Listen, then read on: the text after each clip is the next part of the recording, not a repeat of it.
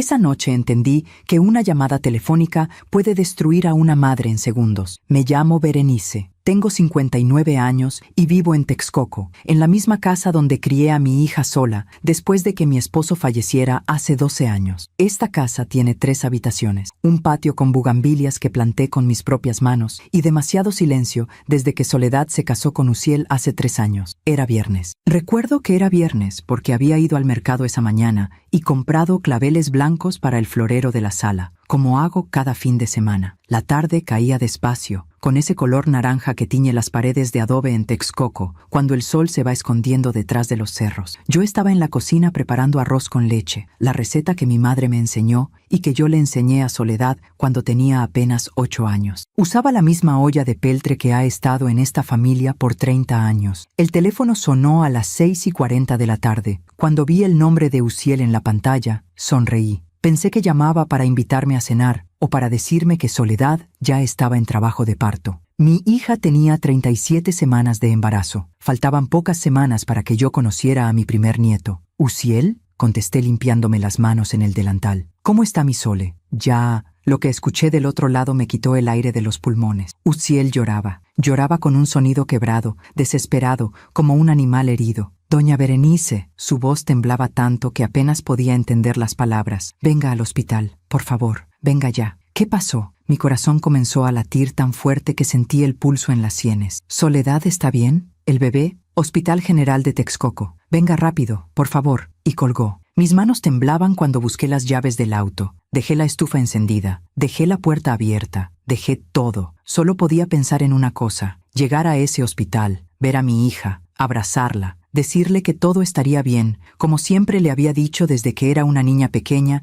que lloraba en mis brazos después de tener pesadillas. El trayecto desde mi casa hasta el hospital son apenas 15 minutos, pero esa noche parecieron horas. Cada semáforo en rojo era una eternidad. Cada auto que iba despacio delante de mí era un obstáculo insoportable. Yo rezaba en voz baja, repitiendo las mismas palabras una y otra vez. Que esté bien, que esté bien, que esté bien. Llegué al estacionamiento del hospital a las 7:05 de la noche. Dejé el auto mal estacionado, atravesado en 2 lugares, y corrí hacia la entrada de urgencias con el corazón a punto de estallar. Mis zapatos resonaban contra el piso de mosaico. El olor a desinfectante y a medicamentos me golpeó en la cara cuando empujé las puertas de vidrio. Uziel estaba en la sala de espera. Lo vi antes de que él me viera a mí. Estaba sentado en una de esas sillas de plástico color gris, con los codos apoyados en las rodillas y la cabeza entre las manos. Vestía una camisa blanca arrugada y pantalones oscuros. Cuando levanté la vista y me vio corriendo hacia él, se puso de pie. Nunca olvidaré la expresión de su rostro. Tenía los ojos rojos, hinchados, las mejillas mojadas, el cabello revuelto, como si se hubiera pasado las manos por la cabeza 1000 veces. Pero había algo más, algo en sus ojos que no logré identificar en ese momento, algo que parecía miedo. Uziel. Llegué hasta él jadeando. ¿Dónde está Soledad? ¿Qué pasó? ¿El bebé? Él me tomó de los hombros. Sus manos temblaban. Doña Berenice. Su voz se quebró otra vez. Su hija. Ella no resistió al parto. El mundo se detuvo. Esas palabras no tenían sentido. No podían ser reales. Soledad estaba bien. Yo había hablado con ella esa misma mañana por teléfono. Me había dicho que sentía contracciones leves, que el doctor le había dicho que era normal, que probablemente nacería en los próximos días. Ella estaba bien. Ella estaba... ¿Qué estás diciendo? Mi voz salió como un susurro. No, no puede ser. Hubo complicaciones. Uziel apartó la mirada. Perdió mucha sangre. Los doctores hicieron todo lo posible, pero... ¡Quiero verla!, grité sin importarme que las personas en la sala de espera voltearan a verme. ¡Llévame con mi hija ahora mismo!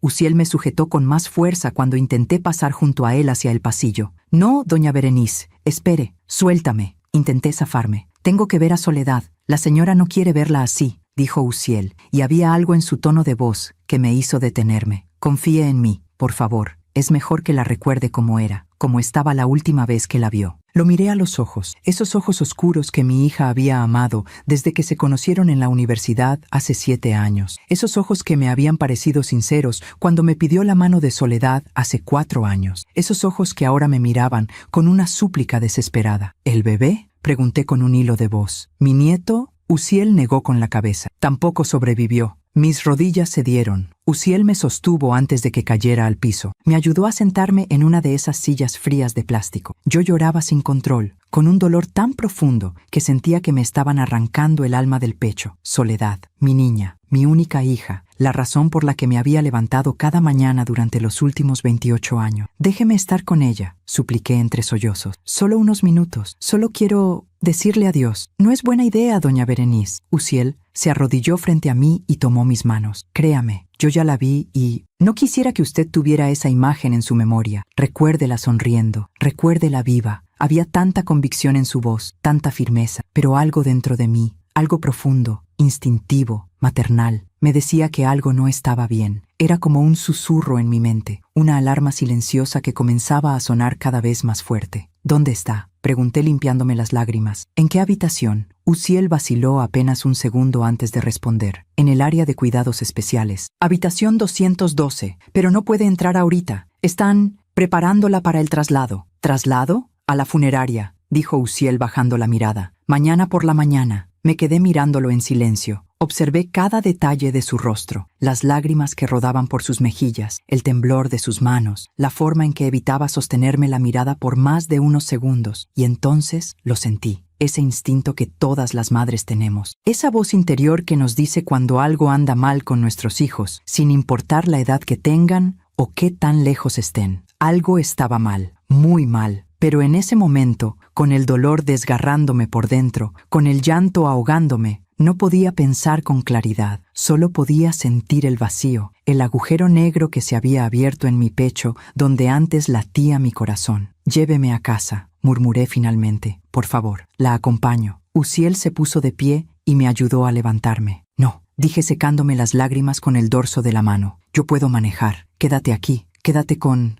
ella». Uziel asintió. Caminé hacia la salida como un fantasma. Mis piernas se movían solas, mecánicamente. Atravesé las puertas de vidrio, crucé el estacionamiento, subí a mi auto, pero antes de encender el motor, miré hacia el edificio del hospital. Todas las ventanas estaban iluminadas. En el segundo piso, conté las ventanas desde la izquierda. 1, 2, 3. La habitación 212 debía estar ahí, detrás de esa ventana con la cortina corrida. Detrás de esa ventana estaba mi hija, ¿o no? Arranqué el auto y salí del estacionamiento con las manos apretando el volante hasta que los nudillos se me pusieron blanco. El camino a casa lo hice en completo silencio, sin radio, sin lágrimas ya. Solo ese zumbido constante en mi cabeza que repetía las mismas palabras una y otra vez. Algo está mal, algo está mal, algo está mal. Llegué a mi casa pasadas las 8 de la noche. La puerta seguía abierta, como la había dejado. La luz de la cocina seguía encendida. El arroz con leche se había quemado en la estufa. La casa olía a humo y a leche quemada. Apagué la estufa. Tiré la olla a la basura. Me senté en la sala, en el mismo sillón donde solía sentarme con Soledad cuando era pequeña,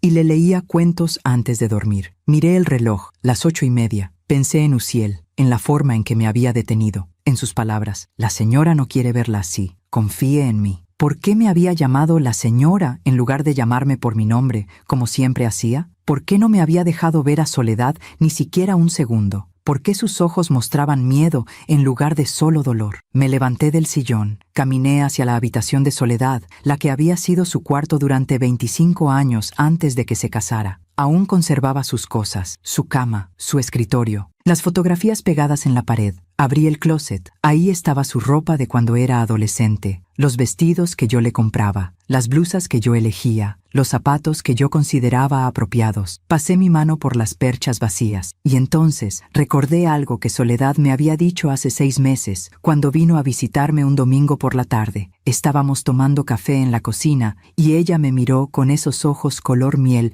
que heredó de su padre. «Mamá», dijo con voz suave, «¿tú crees que he vivido mi vida como yo quería o como tú querías?» Yo me reí en ese momento. Le dije que no dijera tonterías, que todo lo que yo había hecho era por su bien, para protegerla, para que tomara las decisiones correctas. Ella no dijo nada más, solo sonrió con tristeza y cambió de tema. Cerré el closet y salí de la habitación. El reloj marcaba las 9 de la noche. Me senté otra vez en la sala. Apagué las luces. Me quedé ahí, en la oscuridad, mirando por la ventana hacia la calle vacía. Y tomé una decisión. A la medianoche, cuando todo el hospital estuviera en silencio, cuando las enfermeras estuvieran cansadas y los pasillos vacíos, yo regresaría. Regresaría por el corredor de atrás, el que da a la zona de servicios, el que usé hace 5 años cuando mi prima estuvo internada y yo entraba a verla fuera de horario de visitas. Llegaría hasta la habitación 212 y vería con mis propios ojos qué era lo que Uziel no quería que yo viera, porque una madre siempre sabe. Y yo sabía que algo estaba terriblemente mal. Mientras esperaba que las horas pasaran hasta la medianoche, me quedé sentada en la oscuridad de mi sala recordando cómo había sido todo antes de esta noche que partió mi vida en dos. Soledad nació un jueves de abril de 1997. Llovía esa mañana. Recuerdo que mi esposo, Ricardo, manejaba tan rápido hacia el hospital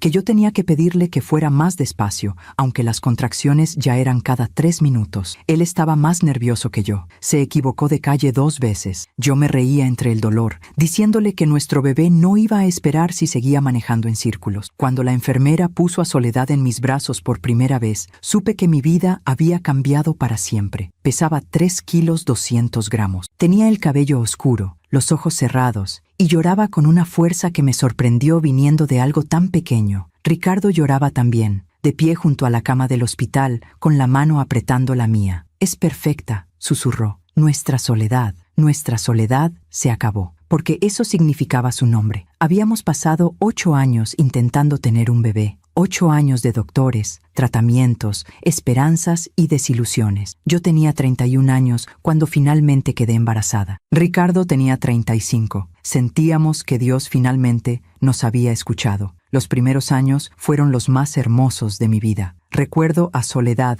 aprendiendo a caminar en el patio de esta misma casa, agarrándose de mis dedos con sus manitas pequeñas. Recuerdo sus primeras palabras. Mamá fue la primera, agua fue la segunda, papá fue la tercera, y Ricardo fingió estar ofendido durante días porque no había sido la primera. Recuerdo las mañanas de domingo cuando hacíamos pan dulce juntos en la cocina. Soledad se subía a un banquito para alcanzar la mesa y metía sus dedos en la masa, enharinándose toda la cara. Ricardo tomaba fotografías de todo. Decía que quería recordar cada momento. Recuerdo las tardes en el parque, cuando Soledad tenía 5 años y aprendió a andar en bicicleta. Yo corría detrás de ella gritando, «¡Ten cuidado! ¡No tan rápido!», mientras Ricardo se reía y me decía que la dejara ser libre. Recuerdo su primer día de escuela. Tenía 6 años y estaba tan emocionada que no pudo dormir la noche anterior. Yo le había comprado un uniforme nuevo, una mochila rosa con flores, y le había trenzado el cabello con listones blancos. La acompañé hasta la puerta de su salón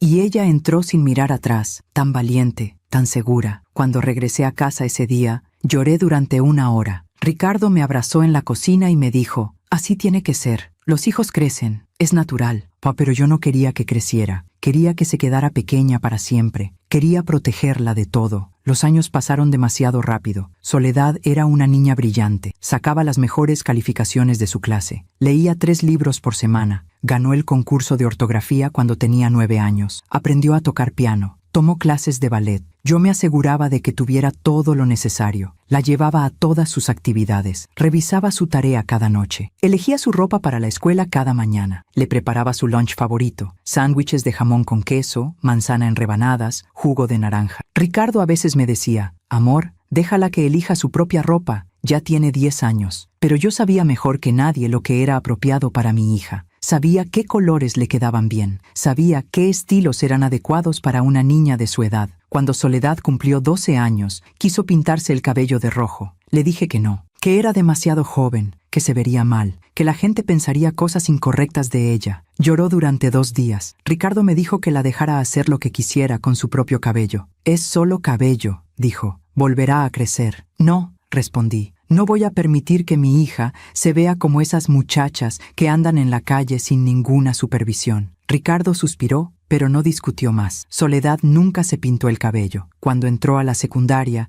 comenzó a traer amigas a la casa. Yo las observaba con cuidado. Escuchaba sus conversaciones. Algunas de esas niñas usaban ropa demasiado ajustada. Otras hablaban con groserías. Una de ellas fumaba cigarros a escondidas en el baño de la escuela. Le dije a Soledad que no podía juntarse con ellas. «Pero mamá, son mis amigas», protestó. «Las malas compañías arruinan las buenas costumbres», le respondí. Yo sé lo que es mejor para ti. Soledad dejó de invitar amigas a la casa. Ricardo me llamó aparte una noche después de la cena. Berenice, la estás aislando, me dijo con preocupación. Necesita tener amigas, necesita socializar. ¿Tiene amigas?, respondí. Las correctas, las que yo apruebo. ¿Y cuántas son esas?, preguntó Ricardo. No respondí porque sabía la respuesta. 2. Solo 2 niñas que venían de familias que yo consideraba apropiadas. Niñas calladas, educadas, que usaban ropa modesta y sacaban buenas calificaciones. Niñas aburridas, probablemente, pero seguras. Cuando Soledad tenía 14 años, un muchacho de su escuela le mandó una carta. La encontré en su mochila cuando revisaba que hubiera hecho toda su tarea. La carta decía cosas dulces, tontas, como las cosas que dicen los muchachos de esa edad. Pero también decía que pensaba que Soledad era bonita, que quería invitarla al cine. Cuando Soledad llegó de la escuela ese día,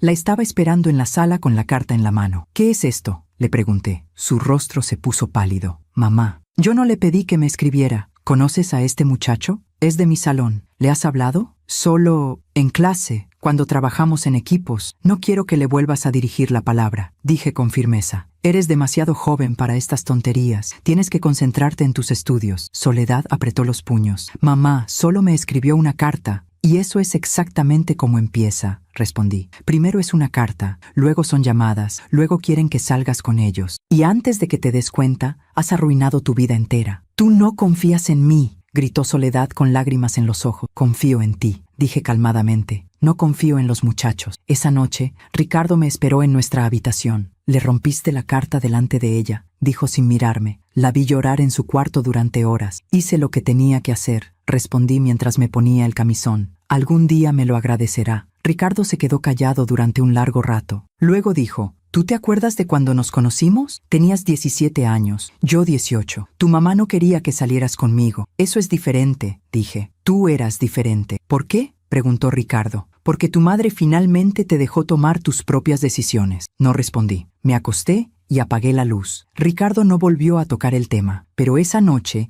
acostada en la oscuridad, pensé en mi madre, en cómo había sido estricta conmigo, en cómo me había prohibido hacer muchas cosas, en cómo yo había jurado que sería diferente con mis propios hijos, y sin embargo, ahí estaba, haciendo exactamente lo mismo. Pero yo tenía razones, buenas razones. El mundo era peligroso. Los muchachos solo querían una cosa. Las amigas incorrectas podían arruinar el futuro de una niña. Yo solo estaba protegiendo a Soledad de cometer los errores que otras cometían. ¿Eso estaba mal? Cuando Soledad cumplió 17 años, Ricardo murió. Fue un infarto masivo, en la oficina. Un miércoles por la tarde. Tenía 47 años. No hubo advertencias. No hubo tiempo de despedirse. Un momento estaba vivo, trabajando, haciendo planes para el fin de semana. Al siguiente momento, se había ido. Soledad y yo quedamos solas. El dolor fue insoportable. Durante meses, yo no podía ni levantarme de la cama. Soledad era quien me traía comida, quien se aseguraba de que tomara mis medicamentos para la depresión, quien pagaba las cuentas con el dinero del seguro de vida de Ricardo. Ella tenía 17 años y tuvo que convertirse en adulta de un día para otro. Cuando finalmente pude funcionar otra vez, cuando el dolor se convirtió en algo con lo que podía vivir en lugar de algo que me ahogaba, me di cuenta de algo aterrador. Soledad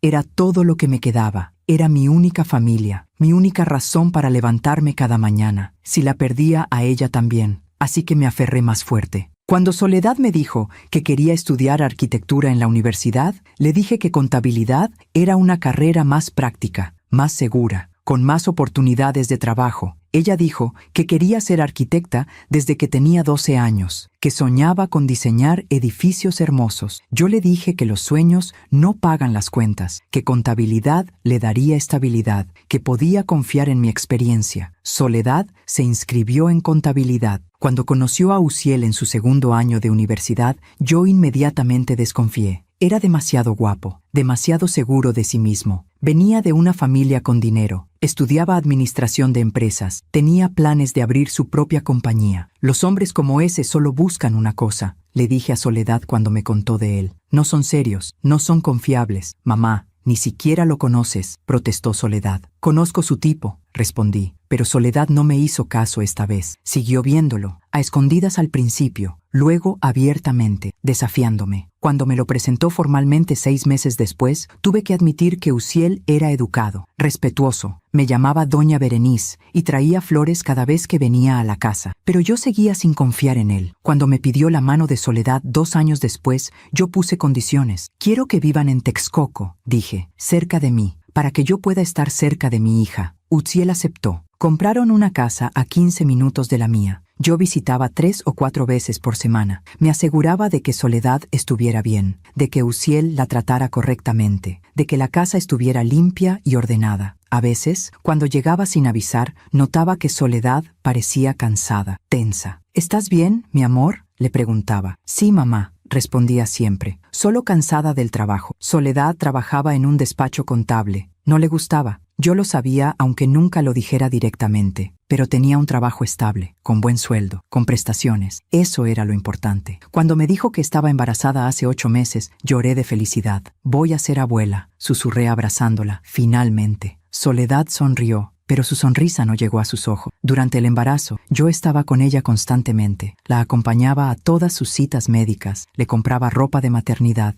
le decoré el cuarto del bebé con mis propias manos. Elegí los colores, los muebles, cada detalle. Mamá, Uziel y yo queremos elegir algunas cosas también, dijo Soledad un día. Ya elegí todo, respondí. No te preocupes, yo sé lo que necesita un bebé. Soledad no discutió. Hace 2 semanas, cuando la vi por última vez antes de esta noche horrible, estábamos sentadas en su sala tomando té de manzanilla. Ella acariciaba su vientre abultado con las manos. ¿En qué piensas?, le pregunté. Soledad me miró durante un largo momento antes de responder. Pienso en qué tipo de madre voy a ser, dijo finalmente. Serás una madre maravillosa, le aseguré. Yo te enseñaré todo lo que necesitas saber. Algo cruzó por su rostro, algo que no pude identificar. Mamá, dijo con voz suave, ¿tú crees que me diste espacio para ser yo misma? La pregunta me tomó por sorpresa. ¿De qué hablas?, pregunté. Te di todo. Te di la mejor educación, las mejores oportunidades. Te protegí de todo lo malo. Lo sé, dijo Soledad mirando hacia la ventana. Lo sé. Pero había tristeza en su voz, una tristeza profunda que no entendí en ese momento. Ahora, sentada en la oscuridad de mi sala, esperando que llegara la medianoche, recordaba esa conversación. Recordaba todas las conversaciones, todas las veces que Soledad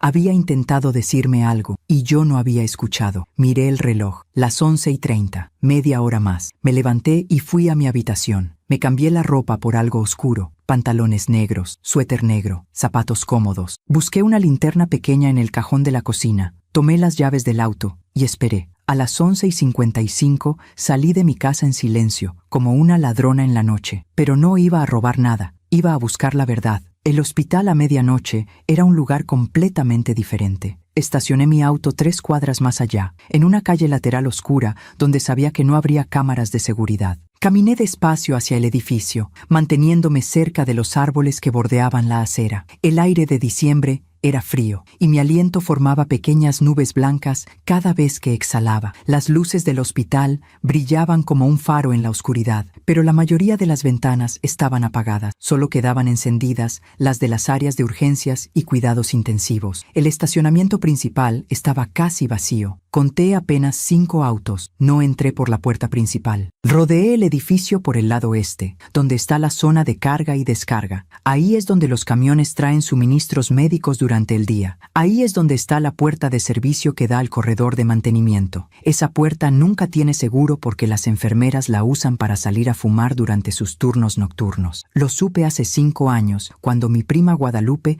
estuvo internada por neumonía y yo venía a visitarla fuera de horario. Una enfermera me mostró ese atajo. Empujé la puerta de metal. Se abrió con un chirrido suave. Entré. El corredor de mantenimiento olía a cloro y a detergente industrial. Las paredes eran de concreto pintado de blanco, manchado en algunas partes con marcas de humedad. Tuberías expuestas corrían a lo largo del techo. Mis zapatos resonaban contra el piso de cemento. Caminé rápido pero sin correr. Si alguien me veía, diría que era familiar de un paciente, que me había perdido buscando el baño, que estaba confundida. Al final del corredor había una puerta que daba a las escaleras de servicio. La abrí y comencé a subir. Primer piso, segundo piso. La habitación 212 estaba en el segundo piso, a la norte. Salí de las escaleras a un pasillo débilmente iluminado. Las luces fluorescentes parpadeaban de vez en cuando. El piso era de linóleo gastado, con un patrón de cuadros grises y blancos. El olor aquí era diferente. medicamentos, enfermedad, antiséptico. Avancé pegada a la pared,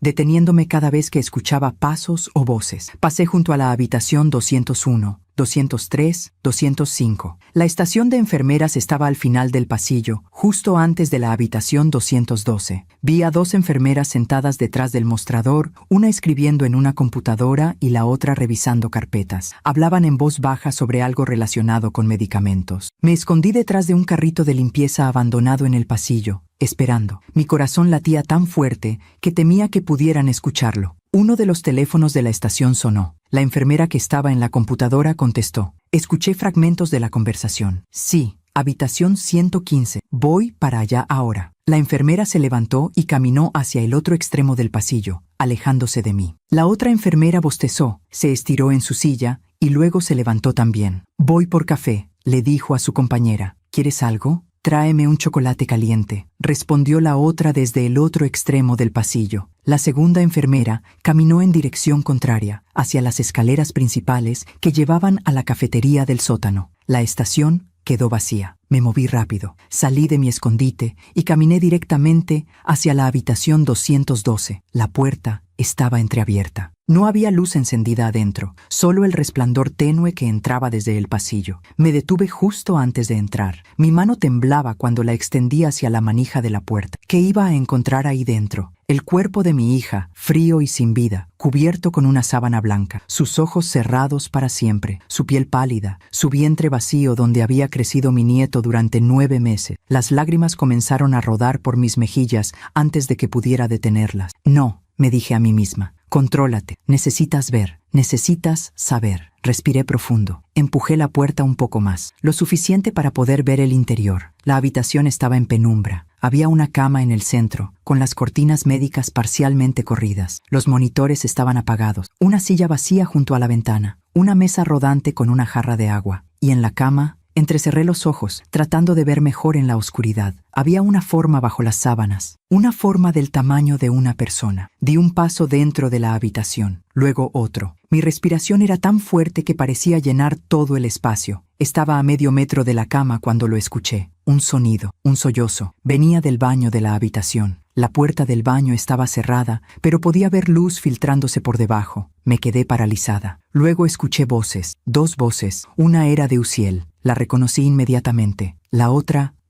era de una mujer. Una mujer que sonaba exactamente como mi hija. Ya no aguanto más esto, decía la voz de mujer entre sollozos. No puedo seguir así. Solo un poco más, mi amor, respondía Uziel con voz suave. Solo hasta mañana. Después estaremos libres. ¿Y si viene? ¿Y si regresa y me encuentra aquí? No va a venir. Le dije que no entrara. Confía en mí. He aguantado 28 años ella controlando cada aspecto de mi vida, Uziel. Cada decisión, cada elección. Eligiendo mi carrera, mi ropa, mis amigos. No podía ni respirar sin que ella me dijera cómo hacerlo. Mi sangre se congeló. Esa era Soledad. Soledad estaba viva y hablando de mí. Lo sé, mi amor, decía Uziel. Por eso hicimos esto, para que pudiera ser libre. Pero mentirle así, decirle que morí, era la única forma. Tú misma lo dijiste. Si le decíamos la verdad, si le decíamos que queríamos irnos, que queríamos empezar de nuevo lejos de aquí, ella no nos habría dejado ir. Habría encontrado la forma de detenernos, de controlarte otra vez. Soledad lloraba con más fuerza ahora. Sé que tienes razón, lo sé, pero duele. Duele más de lo que pensé que dolería. Mañana temprano salimos hacia Guadalajara, dijo Uziel. Tengo todo listo. El departamento ya está rentado. Tengo la transferencia de mi trabajo aprobada. Nadie nos conoce allá. Podemos empezar de cero. Tú, yo y nuestro bebé. Nuestra propia familia. ¿Y mi madre? ¿Qué va a pasar con ella cuando descubra que mentimos? Hubo un silencio largo. Va a estar bien, dijo finalmente Uziel. Eventualmente. Va a dolerte. Va a enojarte. Pero va a estar bien. ¿Y tú? Tú finalmente podrás vivir tu propia vida. Yo estaba tan cerca de la puerta del baño que podía escuchar cada palabra con perfecta claridad.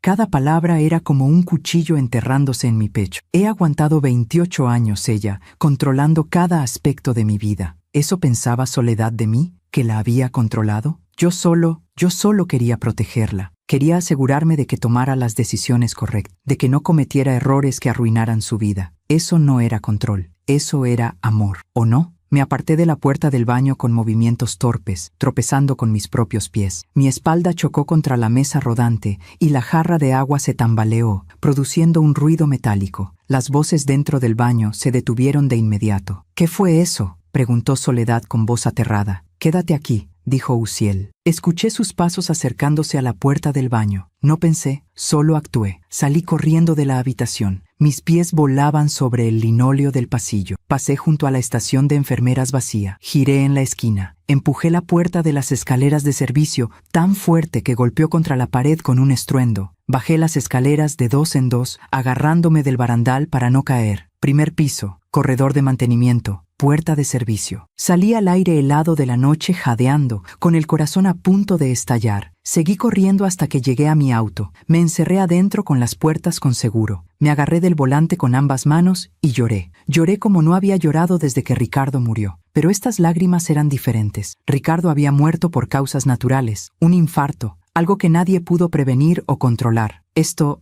era diferente. Soledad había elegido hacerme esto. Había planeado fingir su propia muerte. Había planeado romperme el corazón. Había planeado desaparecer de mi vida para siempre. Y la razón era yo. He aguantado 28 años ella, controlando cada aspecto de mi vida. Me quedé sentada en mi auto durante no sé cuánto tiempo. Podría haber sido 1 hora. Podrían haber sido 3. El tiempo había perdido todo significado. Cuando finalmente pude respirar sin que me doliera el pecho, cuando las lágrimas finalmente se secaron, encendí el motor y manejé a casa. El reloj del tablero marcaba las 2:37 de la madrugada. Conduje en automático, sin pensar realmente en el camino. Mi mente era un torbellino de pensamientos, recuerdos, revelaciones. Recordé cada vez que había elegido la ropa de Soledad cuando era niña. Es por tu bien. Este color te queda mejor. Recordé cada vez que había rechazado a sus amigas. Esas niñas no son buena influencia. Recordé cuando le prohibí pintarse el cabello. No voy a permitir que mi hija se vea como esas muchachas. Recordé cuando encontré la carta de ese muchacho y la rompí delante de ella. Eres demasiado joven para estas tonterías. Recordé cuando le dije que estudiara contabilidad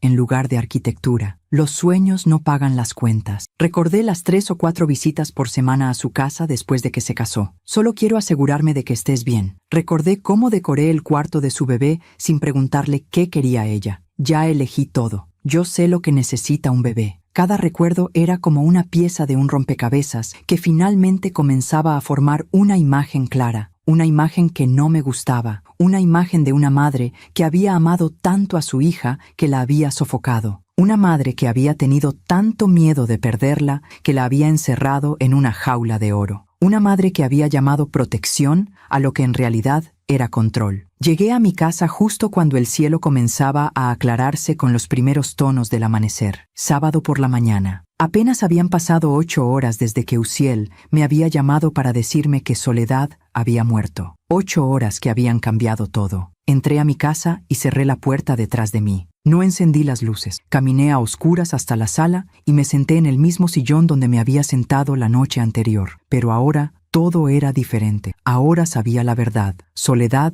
estaba viva. Mi nieto estaba vivo. Iban a irse a Guadalajara. Iban a desaparecer. Iban a construir una nueva vida donde yo no pudiera encontrarlos, donde yo no pudiera controlarlos. Podía llamar a la policía. Podía ir al hospital ahora mismo y confrontarlos. Podía gritar y llorar y exigir explicaciones. Podía obligarlos a quedarse. Pero si hacía eso, ¿sería diferente de todo lo que había hecho antes? ¿Seguiría controlando la vida de Soledad, incluso ahora, sabiendo el dolor que le había causado durante 28 años? Me levanté del sillón y caminé hacia el cuarto de Soledad. Abrí el closet. Toda esa ropa que yo había elegido para ella. Vestidos que yo consideraba apropiados. Colores que yo pensaba que le quedaban bien. Estilos que yo aprobaba. Pasé mi mano por las perchas. ¿Cuántas veces Soledad había querido usar algo diferente y yo le había dicho que no? ¿Cuántas veces había querido ser ella misma y yo la había obligado a hacer lo que yo quería que fuera? Cerré el closet y me senté en su cama. Esta habitación era exactamente como la había dejado cuando se casó hace 3 años. Su escritorio, sus libros, las fotografías en la pared. Pero mirándola ahora, me di cuenta de algo. No había nada de Soledad aquí. No había dibujos arquitectónicos, aunque desde niña le había gustado dibujar edificios. No había fotografías con sus amigas de la universidad,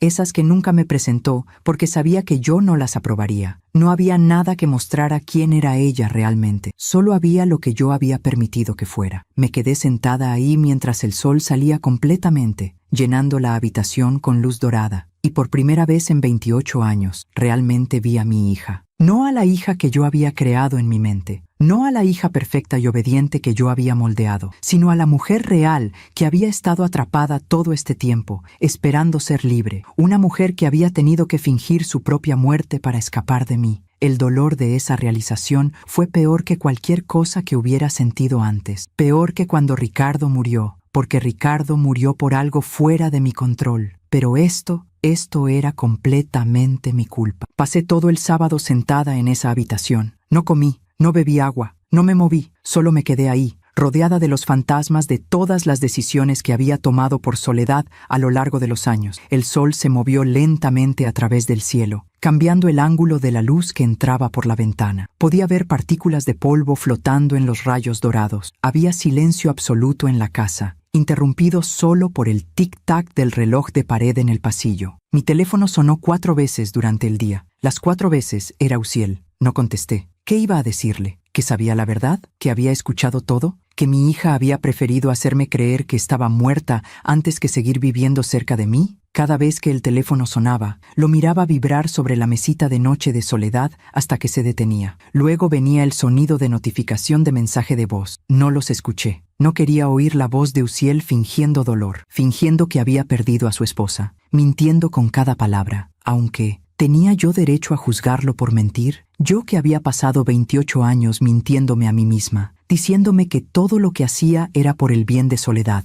que mis decisiones eran las correctas, que mi amor justificaba mi control. Cuando el sol comenzó a ponerse, finalmente me levanté de la cama. Mis piernas estaban entumecidas por haber estado sentada en la misma posición durante horas. Caminé con dificultad hacia la cocina, sosteniéndome de las paredes. Abrí el refrigerador. La luz me lastimó los ojos. Adentro había comida que había preparado días atrás. Un guiso de pollo, frijoles refritos, tortillas envueltas en una servilleta de tela. Cerré el refrigerador sin sacar nada. No tenía hambre. No sabía si volvería a tener hambre alguna vez. Llené un vaso con agua del grifo y lo bebí de pie junto al fregadero, mirando por la ventana hacia el patio trasero. Las bugambilias que había plantado cuando Soledad era pequeña crecían salvajes contra la pared de adobe. Necesitaban poda. Las había descuidado durante meses. Había descuidado muchas cosas mientras me concentraba obsesivamente en la vida de mi hija. Dejé el vaso en el fregadero y caminé hacia la sala. Me senté en el sillón. Tomé el control remoto. Encendí la televisión. Las noticias de la noche mostraban el pronóstico del tiempo. Temperaturas más frías para la próxima semana. Posibilidad de lluvia. El reportero hablaba con entusiasmo sobre las decoraciones navideñas en el centro de Texcoco. Navidad. En menos de una semana sería Navidad. El año pasado, Soledad y Uziel habían venido a cenar a mi casa en Nochebuena. Yo había preparado todo el menú yo sola. Rechacé la oferta de Soledad de traer algún platillo. No te preocupes, mi amor. Yo me encargo de todo. Tú solo ven y disfruta. Recuerdo que Soledad apenas había probado la comida. Dijo que tenía náuseas por el embarazo temprano, aunque solo tenía 6 semanas y las náuseas típicamente comenzaban más tarde. Ahora me preguntaba si realmente había sido náusea del embarazo, o si había sido la náusea de tener que sentarse en mi mesa, en mi casa, bajo mi control. Una vez más, apagué la televisión. El silencio regresó, pesado y sofocante. Mi teléfono sonó otra vez. Esta vez no era Uziel. Era un número que no reconocí. Contesté sin pensar. «¿Doña Berenice?» Era una voz de mujer, profesional. «Habla la enfermera Martínez del Hospital General de Texcoco». Mi corazón comenzó a latir más rápido. «Sí», respondí con voz tensa. «Lamento molestarla a esta hora. Su yerno, el señor Uziel, nos dio su número como contacto de emergencia. Necesitamos que venga al hospital para firmar algunos documentos relacionados con su hija». Cerré los ojos. Por supuesto, el funeral falso necesitaba papeleo falso. «¿Qué tipo de documentos?», pregunté. «El certificado de defunción necesita ser firmado por un familiar directo. También hay formularios para el traslado del cuerpo a la funeraria». Cada palabra era una mentira elaborada para mantener la farsa. «¿Puede venir mañana por la mañana?», preguntó la enfermera. «Digamos, ¿a las 9? Podía decir que no. Podía negarlo todo. Podía ir al hospital ahora mismo y decirle a todo el mundo que mi hija estaba viva. Pero entonces pensé en las palabras de Soledad, escuchadas a través de la puerta del baño. He aguantado 28 años ella controlando cada aspecto de mi vida. Si la obligaba a quedarse ahora, si arruinaba su plan de escape, ¿sería diferente de todas las otras veces que había tomado sus decisiones por ella? Estaré ahí a las 9, dije finalmente. Gracias, doña Berenice. Lamento mucho su pérdida. Colgó. Me quedé con el teléfono en la mano, mirando la pantalla oscura. ¿Qué estaba haciendo? ¿Por qué estaba permitiendo que esto continuara? Porque en el fondo, en la parte más oscura de mi corazón, sabía la respuesta. Si firmaba esos documentos, si seguía el juego, si dejaba que Soledad se fuera, tal vez, solo tal vez, estaba haciendo finalmente algo bueno por ella. Algo que ella había elegido, algo que le daría la libertad que nunca le había dado en 28 años. Esa noche no dormí. Me quedé sentada en la sala, mirando el techo, escuchando los sonidos de la casa asentándose, el crujido de las vigas de madera, el zumbido del refrigerador, el viento golpeando suavemente contra las ventanas. Pensé en todas las noches que Soledad había pasado en esta casa cuando era niña, cuando era adolescente, cuando era una joven mujer que soñaba con ser arquitecta. ¿Cuántas de esas noches se había quedado despierta deseando estar en cualquier otro lugar? ¿Cuántas veces había mirado por la ventana de su habitación soñando con escapar? A las 6 de la mañana del domingo me levanté y me preparé para ir al hospital. Me duché. Me vestí con ropa oscura, apropiada para una madre que acababa de perder a su hija. Pantalones negros, blusa gris oscura, un suéter de lana. Me miré en el espejo del baño. La mujer que me devolvía la mirada tenía 59 años, pero parecía mucho mayor. Tenía ojeras profundas, arrugas alrededor de los ojos que no había notado antes, canas en el cabello que había estado posponiendo teñir. ¿Cuándo me había vuelto tan vieja? Aparté la mirada del espejo. No desayuné. Solo tomé café negro, de pie en la cocina, mirando el reloj de la pared avanzar lentamente hacia las 8:30. A las 8:45 salí de mi casa. El trayecto al hospital lo hice en silencio. Las calles estaban tranquilas. Domingo por la mañana. La mayoría de la gente aún dormía o se preparaba para ir a misa. Yo solía ir a misa todos los domingos. Llevaba a Soledad conmigo desde que era bebé. Ella se sentaba a mi lado, quieta y callada, con sus manos dobladas en el regazo. La niña perfecta, la hija obediente, la mujer atrapada. Llegué al hospital a las 9:05. Estacioné en el mismo lugar donde había estacionado el viernes por la noche, cuando Uziel me llamó por primera vez. Parecía que habían pasado años desde entonces, no solo 2 días. Entré por la puerta principal esta vez. Ningún corredor de mantenimiento, ningún subterfugio. La recepcionista me reconoció inmediatamente. Doña Berenice, dijo con voz suave y compasiva. Lo lamento tanto. La enfermera Martínez la está esperando. 3er piso. Oficina administrativa. Asentí sin hablar. Tomé el elevador. Las puertas se cerraron y comenzó a subir con un zumbido mecánico. Yo me quedé mirando los números iluminados sobre la puerta. 1, 2, 3. Las puertas se abrieron. El 3er piso era completamente diferente del segundo. Aquí no había olor a medicamentos o enfermedad. Era más como una oficina normal. Pisos de baldosa, paredes pintadas de color beige, plantas en macetas junto a las ventanas. Una mujer de unos 40 años, vestida con uniforme de enfermera, se acercó a mí. ¿Doña Berenice? Sí, soy la enfermera Martínez. Gracias por venir. Sé que esto debe ser muy difícil para usted.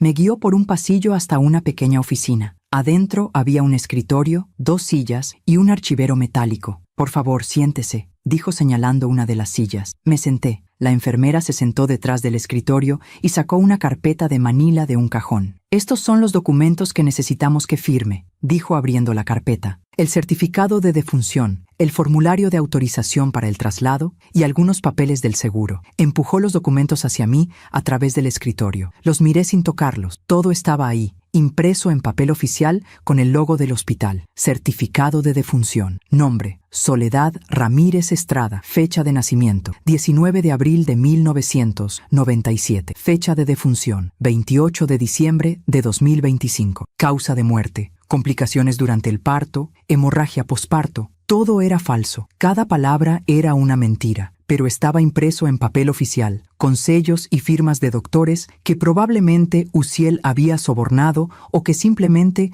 no habían verificado los hechos. ¿Necesita un momento?, preguntó la enfermera con voz amable. No, dije, estoy bien. Tomé la pluma que me ofrecía. Mi mano temblaba cuando la acerqué al papel. Una firma. Eso era todo lo que necesitaba. Una firma y Soledad sería oficialmente muerta. Una firma y sería libre. Libre de mí. Libre de 28 años de control. Libre de vivir la vida que siempre había querido vivir. Presioné la punta de la pluma contra el papel y firmé. Berenice Estrada, viuda de Ramírez. Mi nombre se veía extraño en ese contexto. Al lado de las palabras madre de la fallecida, firmé el segundo documento, el tercero, el cuarto. Cada firma era más fácil que la anterior. Cuando terminé, empujé los documentos de regreso hacia la enfermera. Listo, dije. La enfermera los revisó rápidamente, asegurándose de que todas las firmas estuvieran en su lugar. Perfecto, dijo. La funeraria recogerá el cuerpo esta tarde. ¿Ya tiene arreglado el servicio? El cuerpo, como si Soledad realmente estuviera muerta, como si hubiera un cuerpo que recoger. Sí, mentí. Ya está todo arreglado. Muy bien. La enfermera cerró la carpeta. Una vez más, lamento mucho su pérdida. Si necesita hablar con alguien, con un consejero o un sacerdote, el hospital ofrece servicios de apoyo para familias en duelo. Apoyo para familias en duelo. ¿Cómo podía estar en duelo por alguien que sabía que estaba viva? Y sin embargo, estaba en duelo, no por la muerte de Soledad, sino por la muerte de nuestra relación, por la muerte de la imagen que había tenido de mí misma como buena madre, por la muerte de 28 años de ilusiones. Gracias, dije levantándome. No será necesario. Salí de la oficina. Caminé por el pasillo hacia los elevadores. Presioné el botón para bajar. Las puertas se abrieron y entré. Justo antes de que las puertas se cerraran, vi a alguien al final del pasillo. Uziel me vio. Nuestros ojos se encontraron por una fracción de segundo. Él se veía cansado, culpable, asustado, pero no dijo nada, y yo tampoco. Las puertas del elevador se cerraron. Bajé en silencio. Salí del hospital por la puerta principal. Caminé hacia mi auto bajo el sol brillante de la mañana de domingo, y mientras manejaba de regreso a mi casa, me di cuenta de algo. Acababa de firmar el certificado de defunción de mi hija. Acababa de ayudar a Soledad a desaparecer de mi vida para siempre. Y lo más extraño de todo era que, por primera vez en 28 años, sentía que finalmente había hecho algo que ella realmente quería, algo que ella había elegido, no yo. A veces confiamos demasiado en que sabemos lo que es mejor para las personas que amamos. ¿Tú también has tenido que aprender a soltar? Cuéntame tu historia en los comentarios. Quiero leerte. Llegué a casa cerca del mediodía. El silencio me recibió como siempre, pero esta vez era diferente. Ya no era el silencio cómodo de una casa habitada por una sola persona. Era el silencio de una tumba, de un espacio vacío donde alguna vez hubo vida. Dejé las llaves en la mesita junto a la puerta y caminé directamente hacia la cocina. Necesitaba hacer algo con mis manos, algo normal, algo que me hiciera sentir que aún tenía control sobre algún aspecto de mi vida. Abrí el refrigerador y saqué verduras, jitomates, cebollas, chiles. Iba a preparar salsa como lo hacía cada domingo, una rutina que había mantenido durante años. Pero cuando comencé a picar los jitomates, mis manos temblaban tanto que tuve que dejar el cuchillo sobre la tabla. Me quedé ahí de pie, mirando las verduras sin cortar, las manos apoyadas en el borde del mostrador. ¿Qué había hecho? Había firmado el certificado de defunción de mi hija viva. Había ayudado a perpetuar una mentira. Había permitido que Soledad me borrara de su vida como si yo nunca hubiera existido. Pero ¿qué otra opción tenía? Si la detenía, si revelaba la verdad, estaría controlándola una vez más. Estaría tomando otra decisión por ella. Estaría demostrando exactamente por qué había sentido que necesitaba fingir su muerte para escapar de mí. El teléfono sonó. Lo saqué del bolsillo. Era Uziel otra vez. Esta vez contesté. Doña Berenice, su voz sonaba tensa, nerviosa. Gracias por ir al hospital. No respondí. Sé que debe ser muy difícil para usted,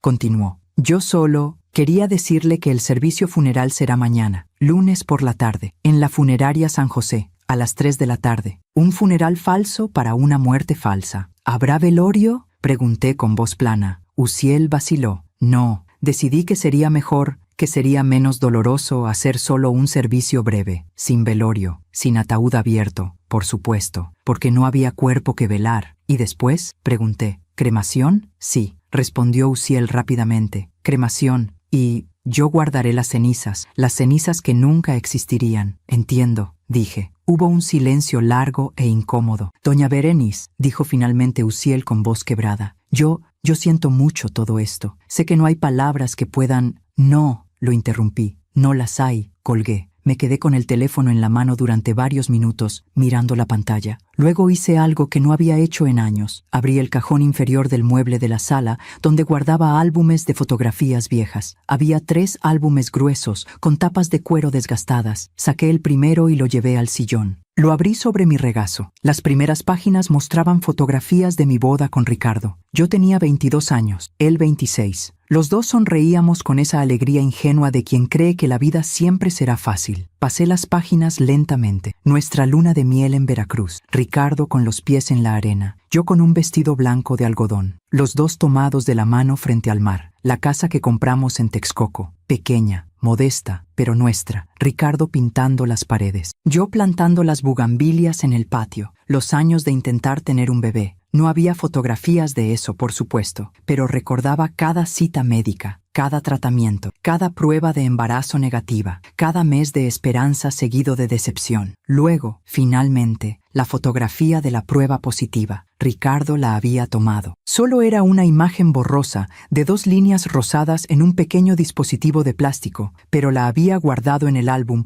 como si fuera el tesoro más valioso del mundo. Pasé la página. Soledad recién nacida, envuelta en una manta color rosa pálido, los ojos cerrados, las mejillas redondas. Ricardo sosteniéndola con tanta delicadeza, como si temiera que se rompiera. Yo sosteniéndola. Mi rostro mostraba un amor tan puro, tan absoluto, que casi dolía mirarlo ahora. ¿Cuándo se había convertido ese amor en control? ¿En qué momento había cruzado la línea entre proteger y sofocar? Seguí pasando páginas. Soledad a los 6 meses, sentada por primera vez. Al año, dando sus primeros pasos tambaleantes. A los 2 años, con el rostro cubierto de pastel en su cumpleaños. A los 3, 4, 5 años. Y en cada fotografía, yo estaba ahí, siempre cerca, siempre vigilante, siempre presente. Tal vez demasiado presente. Llegué a una fotografía que me hizo detenerme. Soledad tenía 8 años. Estábamos en el parque. Ella estaba en los columpios, impulsándose alto, con el cabello volando detrás de ella. Su boca estaba abierta en una risa. Sus ojos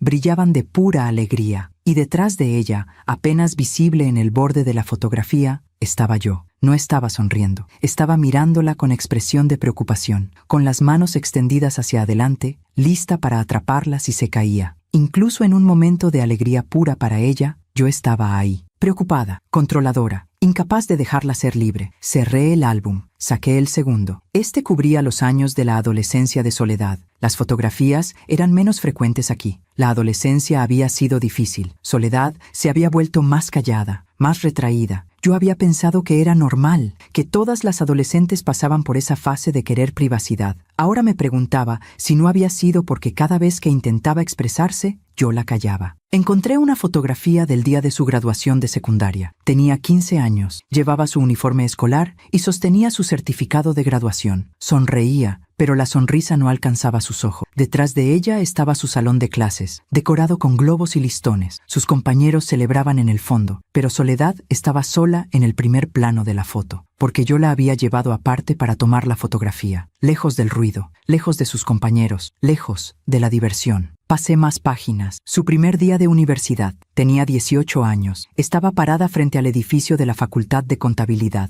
No sonreía en absoluto en esta fotografía. Recordé ese día perfectamente. Soledad había querido inscribirse en arquitectura. Había llenado todas las solicitudes. Había hecho los exámenes de admisión. Y yo le había dicho que no. La arquitectura es inestable. Hay muy pocos trabajos. Tardarás años en establecerte. Contabilidad es segura. Siempre habrá trabajo para un contador. Ella había llorado, había suplicado, y yo me había mantenido firme. Algún día me lo agradecerás, pero nunca me lo agradeció. Solo se sometió, como siempre. Seguí mirando fotografías. Soledad en su fiesta de 20 años, 21, 22. En cada fotografía se veía más y más apagada, como si algo de su luz interior se estuviera extinguiendo lentamente. Y yo, en mi ceguera, no lo había visto. O tal vez sí lo había visto, y simplemente no quise reconocerlo. Llegué a las fotografías más recientes. Su boda con Uciel hace 3 años. Soledad llevaba un vestido blanco sencillo, elegante pero no llamativo. Yo lo había elegido, por supuesto. Uciel estaba a su lado, tomando su mano. Se veían felices, pero ahora, mirando más de cerca, Podía ver tensión en los hombros de Soledad. Podía ver cómo sus dedos se agarraban del ramo de flores blancas con demasiada fuerza. Había una fotografía de las tres juntos ese día. Ricardo llevaba muerto 6 años para entonces, así que éramos solo nosotras tres. Soledad, Uziel y yo. Yo estaba en el medio, con un brazo alrededor de Soledad. Sonreía ampliamente a la cámara. Soledad miraba hacia un lado, no a la cámara, como si quisiera estar en cualquier otro lugar. Cerré el segundo álbum. No quise abrir el tercero. Sabía que contenía fotografías recientes, del embarazo de Soledad, de las visitas a su casa, de todas las veces que había invadido su espacio, su vida, su matrimonio. Guardé los álbumes de regreso en el cajón. Eran las 3 de la tarde ya. El domingo avanzaba lentamente. Caminé hacia la ventana de la sala y miré hacia afuera. La calle estaba vacía. Algunas casas tenían decoraciones navideñas, luces de colores, coronas en las puertas, árboles iluminados visibles a través de las ventanas. Mi casa no tenía decoraciones este año. No había tenido ánimos de poner el árbol de Navidad. Había planeado hacerlo esta semana, pensando que Soledad vendría a ayudarme como hacía cada año. Pero Soledad no vendría este año, ni el próximo, ni nunca más. El teléfono sonó otra vez. Esta vez era un número que sí reconocí. Mi hermana, Lupita, vivía en Puebla. Hablábamos una vez por semana, generalmente los domingos. Contesté. Berenice, dijo con su voz alegre habitual. ¿Cómo estás? No hemos hablado en... Soledad murió, dije sin rodeos. Hubo un silencio absoluto del otro lado. ¿Qué? La voz de Lupita era apenas un susurro. ¿Qué dijiste? Soledad. Mi hija murió durante el parto, el viernes por la noche. No, no puede ser. Berenice, Dios mío. La escuché llorar. Llorar por una sobrina que en realidad estaba viva, a quien vería crecer desde la distancia, pero con quien nunca había sido muy cercana, porque yo siempre había mantenido a Soledad alejada de la familia extendida también. El funeral es mañana, continué con voz monótona, a las 3 de la tarde. Funeraria San José. Voy para allá ahora mismo, dijo Lupita entre sollozos. Tomo un autobús y... No, la interrumpí. No vengas. ¿Qué? Berenice, eres mi hermana. Soledad era mi sobrina. Por supuesto que voy a... No quiero que vengas, dije con firmeza. Quiero estar sola. Pero, por favor, Lupita, respeta mi decisión. Solo esta vez. Respeta lo que estoy pidiendo. Hubo otro silencio. Está bien, dijo finalmente con voz pequeña. Si eso es lo que necesitas. Pero estaré aquí si me necesitas. Llámame cuando quieras, a la hora que sea. Gracias, dije. Colgué antes de que pudiera decir algo más. No podía tener a Lupita aquí. No podía tener a nadie aquí. No podía mantener esta mentira frente a mi familia. Ya era suficientemente difícil mantenerla frente a mí misma. El resto del domingo pasó en una niebla. Intenté comer, pero todo me sabía a ceniza. Intenté ver televisión, pero no podía concentrarme en nada. Intenté leer, pero las palabras se mezclaban en la página. Finalmente, cuando el sol se puso y la oscuridad llenó la casa, me senté en la sala sin encender las luces y pensé en el funeral que sería mañana. Un funeral sin cuerpo, un servicio memorial para alguien que estaba viva. ¿Debía ir? Uziel claramente esperaba que fuera. Había programado el servicio. Había hecho todos los arreglos. Si no iba, la gente sospecharía. Preguntarían por qué la madre no asistió al funeral de su propia hija. Pero si iba, tendría que pararme frente a un ataúd vacío. Tendría que recibir condolencias por una muerte que no había ocurrido. Tendría que fingir un dolor que, irónicamente, sentía de todas formas, pero por razones completamente diferentes. Tendría que mentir, como Soledad había tenido que mentir durante años sobre quién era realmente, sobre lo que realmente quería, sobre cómo realmente se sentía. Tal vez era apropiado, tal vez era mi castigo. A las 11 de la noche subí a mi habitación. Me acosté en la cama sin cambiarme de ropa. Y por primera vez desde el viernes, cuando recibí la llamada de Uziel, dejé que las lágrimas fluyeran libremente. Lloré por mi hija, no por la hija que había perdido en la muerte, sino por la hija que había perdido en vida, la hija que había sofocado con mi amor, la hija que había tenido que fingir su muerte para poder finalmente vivir. Mientras cuento todo esto, pienso en dónde estarás escuchándome. Escribe el nombre de tu ciudad en los comentarios. El lunes amaneció gris y frío. Me desperté a las 6 de la mañana sin haber dormido realmente. Solo había cerrado los ojos durante horas, flotando en ese estado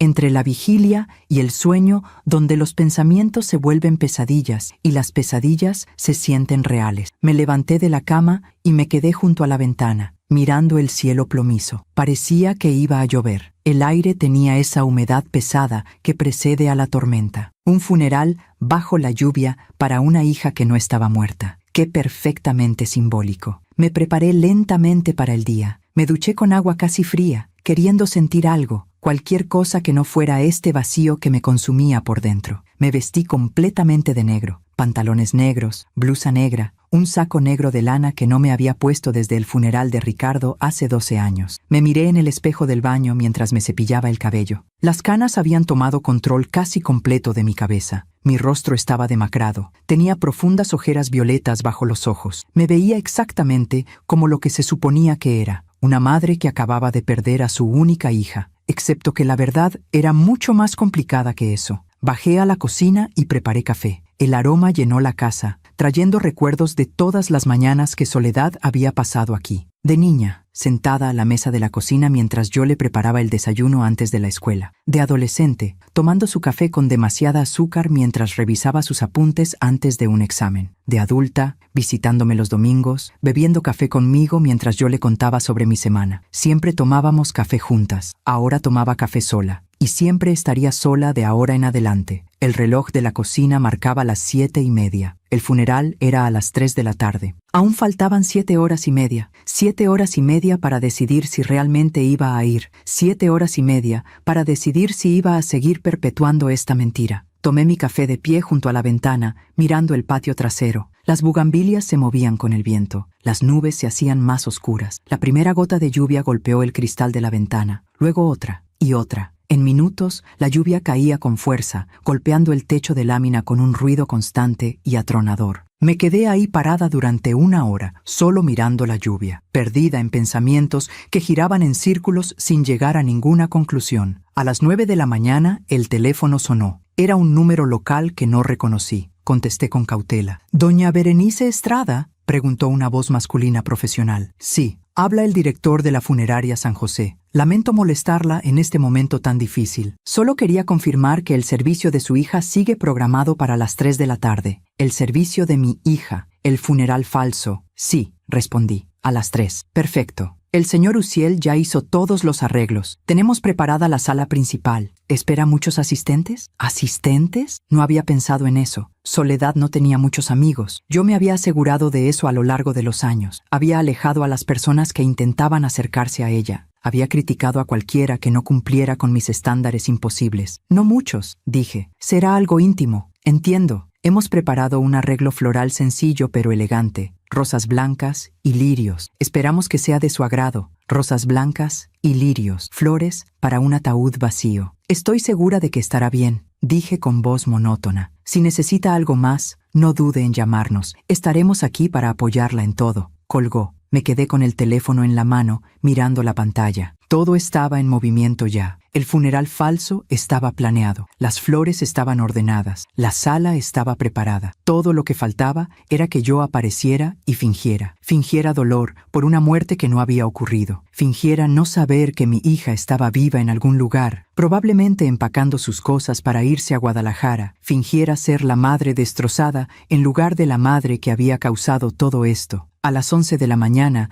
decidí que necesitaba salir de la casa. Las paredes se sentían como si se estuvieran cerrando sobre mí. El silencio era ensordecedor. Me puse un abrigo y tomé un paraguas. La lluvia había disminuido a una llovizna constante. Salí y caminé sin rumbo por las calles de Texcoco. Pasé junto a la escuela primaria donde Soledad había estudiado, el edificio de 2 pisos con paredes pintadas de amarillo y verde. Recordaba haberla llevado ahí cada mañana durante 6 años, tomándola de la mano, asegurándome de que llevara todo lo necesario, revisando que su uniforme estuviera impecable. Nunca la dejé ir caminando sola, ni siquiera cuando vivíamos a solo 3 cuadras de distancia. Es peligroso, podría pasar cualquier cosa, pero la verdad era que no confiaba en que pudiera cuidarse sola. No confiaba en que tomara las decisiones correctas sin mi supervisión. Seguí caminando. Pasé junto al parque donde solíamos ir los fines de semana. Los columpios estaban vacíos, meciéndose suavemente con el viento. Recordé todas las tardes que había pasado ahí con Soledad cuando era pequeña. Pero también recordé cómo, cuando tenía 8 o 9 años, había empezado a pedirme que la dejara ir al parque con sus amigas. ¿Sin mí? No. Quiero pasar tiempo contigo. Somos tú y yo. Ahora me daba cuenta de que no era que quisiera pasar tiempo con ella. Era que no quería que pasara tiempo sin mí. No quería que tuviera experiencias que yo no pudiera controlar. Momentos que yo no pudiera supervisar. la había aislado y lo había llamado amor. Llegué al mercado municipal. Incluso un lunes lluvioso estaba lleno de actividad.